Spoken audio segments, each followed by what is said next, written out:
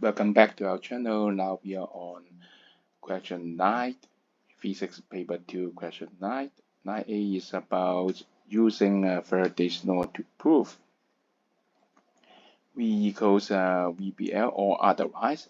I prefer to use a microscopic picture to explain it. It is a conductor, so inside there are lots of conducting electron, right?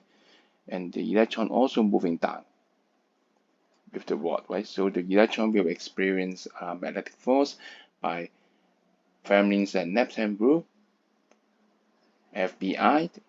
The current's effective current is pointing upward, so you can find out the magnetic force QVB on the electron is Neptune, all right, right?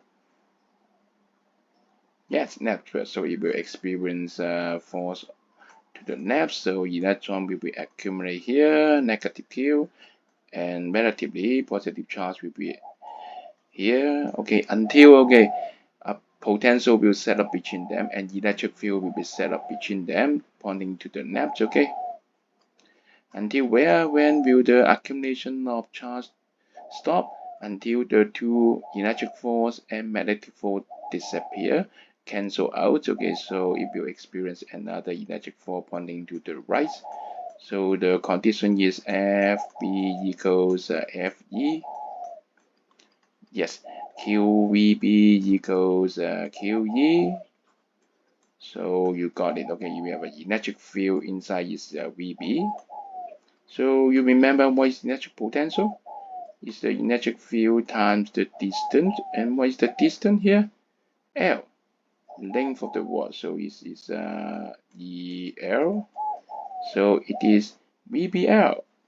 So we got it. About part 2, okay, identify the end of the rod that becomes just negatively charged. Oh, we did it already, okay. Left hand side, okay, so you can say left end. Well, then we did it for 9A, okay. See you for next section.